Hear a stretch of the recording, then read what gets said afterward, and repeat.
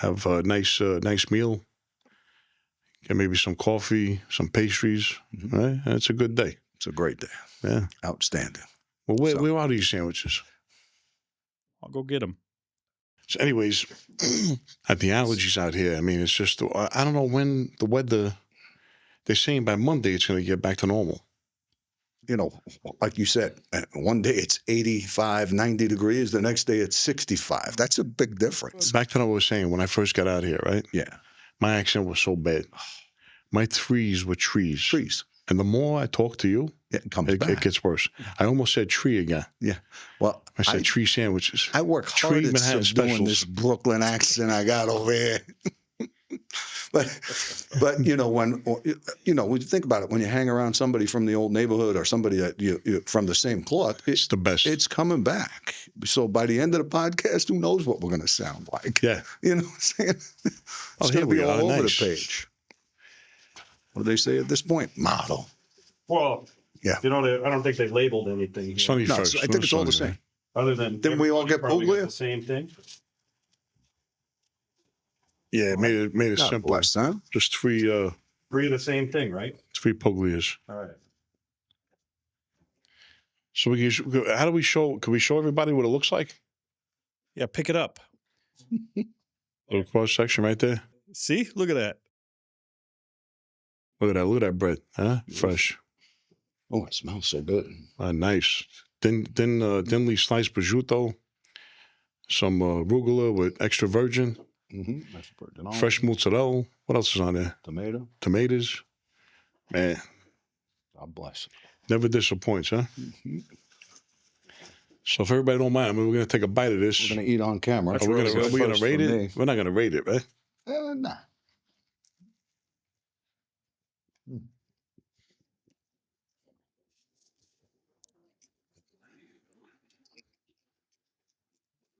Gene told me, you got my napkins? Yeah. We'll have to get some. That's what they forgot. Man. They didn't put any in there. No. Delish, huh?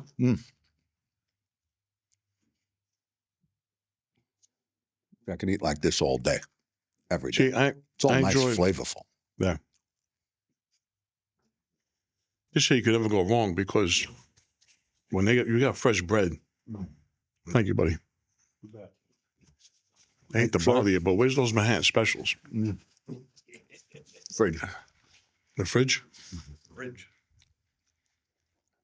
We got to grab those. I'm going to grab them.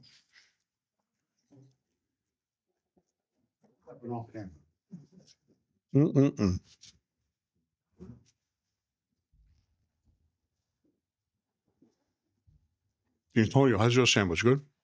That's really good. You know what I like about this is the bread, the dough. Yeah, it makes the whole thing, because see, look at that. I'm going to put up to the camera again. Yeah. When you got bread, fresh ingredients and all that. When you got bread that's baked like that, thank you, buddy. The famous Manhattan special. Man, I got more stories with this growing up as a kid, right? Everybody. Salud. Salud. So if they were a sponsor, Salud, buddy. We'd be able to put the whole thing up there. Right? Man, never disappoints. That's a hint, guys. That's a hint. I get it. Never disappoints. Never. The only thing that's changed is the bottle. All You're these right. years. It used to be like more of a shorter bottle, right? Yeah, it was a stumpier little guy. It wasn't a long neck like this. No, I actually think this has more ounces than the original bottle, too. You know something? Back then, nobody was health conscious, right? At all. Oh, you always wondered, 2 pounds of sugar in it, Frank? You always wonder how much sugar's in this thing, right? What does it say? I got my glasses on. Does it still say made in Brooklyn? 37 grams of sugar. That's it? What is that? 45 teaspoons or some crap?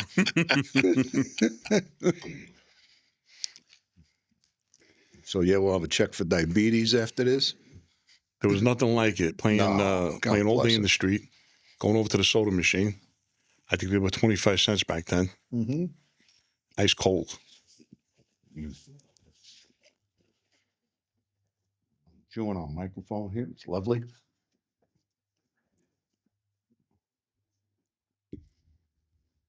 Everyone's quiet all of a sudden. This is what happens with food and drink with How you know Italians. the food's good.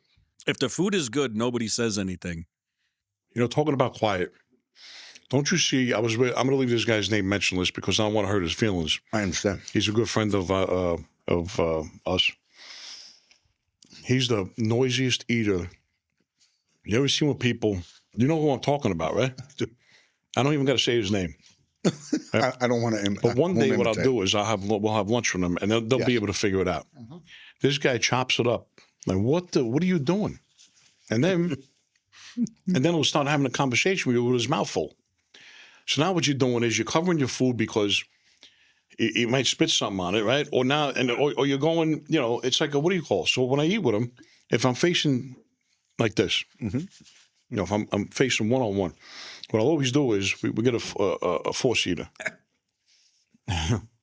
We get a four. What is it? It's the bottles. All right, guys. So we'll make that a little less blurry if you're a sponsor. Just throwing that out there. Having fun, kids. Just having fun. So what I'll do is I'll always sit across, not directly. Let's say we walk into a joint, right?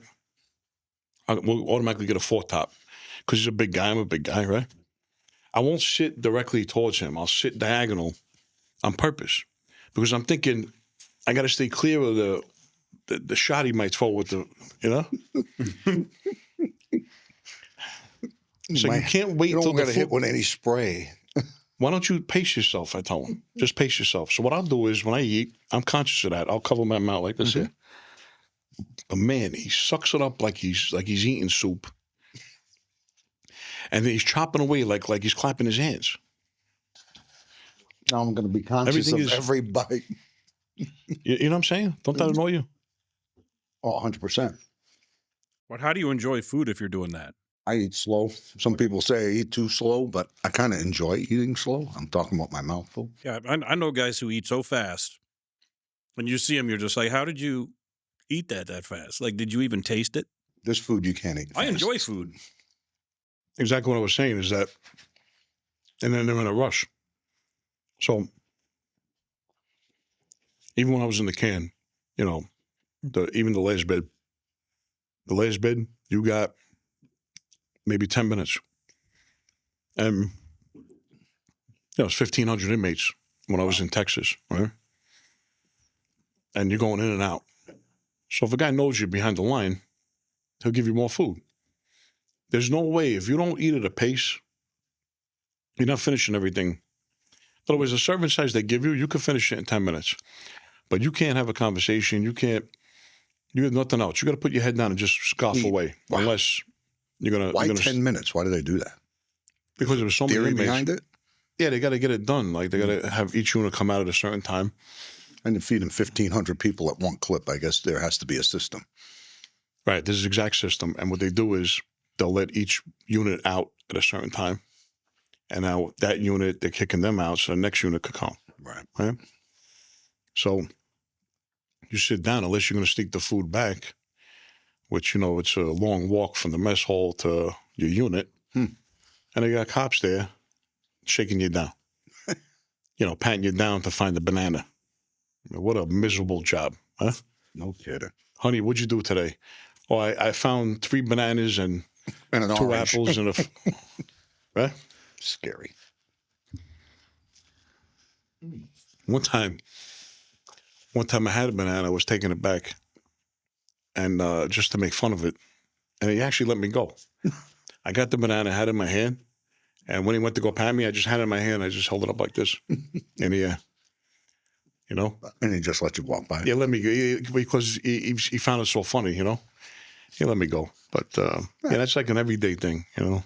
Guys who did time before, they'll tell you, you know, don't know what I'm talking about. If you know, you know, you know? Yeah. But man, this prosciutto too. Where's he get it from? It's come Italy. Straight from Yeah, Italy. you see it in the counter there. You know, I All think of we it. might need a waiter or a waitress. We just literally need a waiter or a waitress. So we've got a bunch of stuff in the refrigerator over there that Uncle Sonny brought. Now we've got these sandwiches and all these drinks and all this stuff. mean, I feel like we need somebody to serve us. I'll work on that. You know what it is? We got Giantonio built a bunker over here. You know, it's a very, you know, eventually when we get guests on here, I can't have any, I would love to have certain guests I would invite, but, you know, they're felons. And I can't be around any felons for the next 18 months because I'm on federal supervised release. That's one of the conditions of your parole. You can't mingle with, you know, felons, you know. When we do invite somebody here, it's a process to get to this place, which is a good thing. It's not a bad thing. You know, I'm not knocking it, but he built a nice fortress. So when you come in here, it's a very impressive place, you know. Man, I tell you, it's so light. When the bread is this light, Oh, you can eat forever. you digest it. You don't even feel full after that. No. You know?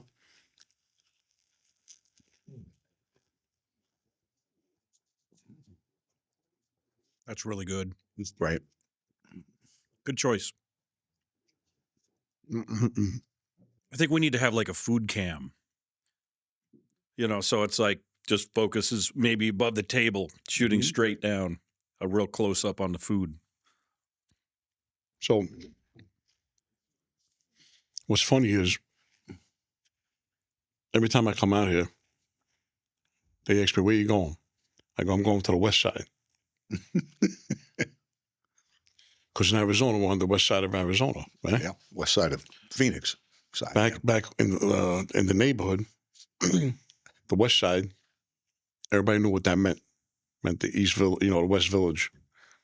And then it became known throughout all the boroughs in New York, the west side, you know. What a great neighborhood, too. You know, Italian neighborhood.